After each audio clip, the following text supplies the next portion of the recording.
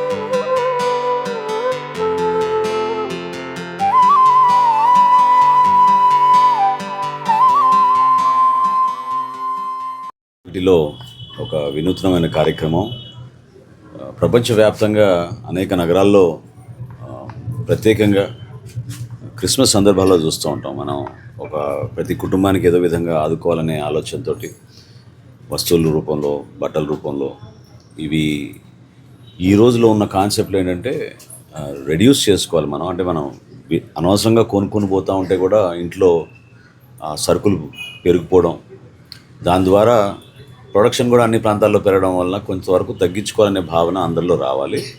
So first of all reduce చేయాలి. ఉన్నవి కూడా మనం రీయూజ్ చేయాలి. రీయూజ్ చేసినప్పుడు దాని ప్రోడక్ట్ లాంజివిటీ అంటే ఎక్కువ కాలం ఉంటాయి కాబట్టి ఈ ప్రోడక్ట్స్ ఖచ్చితంగా వాటిని ఉపయోగించుకునేటట్టు, అవసరం లేనప్పుడు మరొకరు ఉపయోగించుకునే విధంగా ఒక అలవాటు వస్తే బాగుంటుందనే ఆలోచనతో ఈ కార్యక్రమం తీసుకొచ్చాం. మూడోది రీసైకిల్. అంటే ఏదైతే ఉపయోగించలేమో దాన్ని ప్లాస్టిక్ ప్రోడక్ట్స్ కానివ్వండి, మిగతా ప్రోడక్ట్స్ కానివ్వండి, వాటిని మళ్ళీ రీసైకిల్ చేసేటట్టు మనం తెనాలి మున్సిపాలిటీ నుంచి ఒక చక్కటి కార్యక్రమం ఈరోజు ఎడ్లపాటి వెంకట్రావు గారి గతంలో ఆయన ఇచ్చిన ఈ భవన దాంట్లో భాగంగా దీన్ని ఉపయోగించుకుంటున్నాం. ప్రత్యేకంగా నేను అందరినీ అభినందిస్తున్నాను. ఒక మంచి ఆలోచనతో మన పొదుపు సంఘాల్లో ఉన్న మహిళలందరూ కూడా ఈ సమాచారం అందరికీ తెలిసే విధంగా మనం అందిస్తే దూర ప్రాంతాల్లో ఉన్న వాళ్ళు, లేకపోతే ఎవరైతే పాపం ప్రతిరోజు కష్టపడి కూలి పని చేసుకుంటూ పాపం వాళ్ళు కొనుక్కోలేని పరిస్థితిలో ఉంటారో వాళ్ళకి, వాళ్ళ పిల్లలకి అనేక మంచి సౌకర్యాలు కల్పిస్తున్నాం. ఎందుకంటే కొంతమంది కొత్త చెప్పులు కూడా డొనేట్ చేశారు, పిల్లలకి చిన్న చిన్న షూస్ కూడా డొనేట్ చేశారు.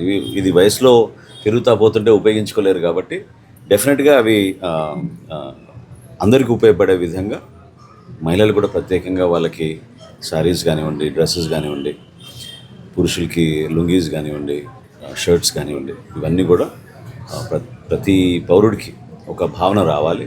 మనం ఉపయోగించుకోలేని వస్తువులు ఏవైతే ఉన్నాయో అవి ఇతరులకు ఉపయోగించే విధంగా ఒకసారి వాటిని నీట్గా వాష్ చేసి, ఐరన్ చేసి అవి తీసుకొచ్చి ఇక్కడ హ్యాండ్ ఓవర్ చేస్తే ఇక్కడే వాటిని ప్రదర్శించి ఎవరైనా సరే వచ్చి వాళ్ళు తీసుకుని వెళ్ళొచ్చు వస్తువుని. దానికి ఒక రిజిస్టర్ మెయింటైన్ చేస్తుంటుంది. ఇక్కడ పర్మనెంట్గా ఒక ఎంప్లాయీని కూడా పెడుతున్నాం మనం.